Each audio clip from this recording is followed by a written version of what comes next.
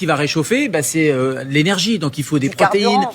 des sucres lents, un fruit. C'est-à-dire que moi, je suis pas forcément un adepte d'un petit déjeuner un peu riche, mais là, c'est intéressant d'avoir un petit déjeuner qui va vous tenir au corps et vous permettre de fabriquer de l'énergie toute la matinée. Et ça va permettre de garder de la chaleur. On a bien mangé, on est prêt à sortir. Il va falloir là aussi se protéger. Oui, et là, c'est la peau. C'est extrêmement important de protéger sa peau avec des crèmes hydratantes. Et puis les lèvres sont très fragiles. On n'y pense pas, donc il faut vraiment se balader avec son petit stick. Et puis ça sert à rien de mettre un gros pull. Il vaut mieux mettre 3 couches. Ceux qui font du trekking, de la randonnée en montagne le savent. C'est le principe des 3 couches. On a une première couche qui évacue la transpiration, qui a même le corps. Il y a une deuxième couche qui apporte la chaleur. Et surtout, entre les deux, il y a de l'air qui se met là et qui va isoler. Et puis une troisième couche qui va protéger, qui va être imperméable et qui va protéger contre les éléments extérieurs. On fait l'oignon, quoi. Et exactement, c'est l'oignon, et avec des couches qui sont séparées par de l'air, et cet air va garder la chaleur. Donc ça, c'est important. On n'oublie pas les extrémités, on n'oublie pas les oreilles, les mains, les moufles, les gants, ce que vous voulez.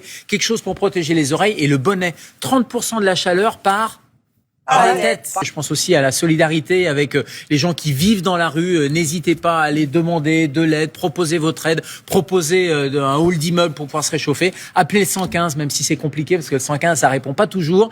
Et il n'y a pas toujours des places. Mais voilà, la solidarité, c'est important pour les gens dans la rue.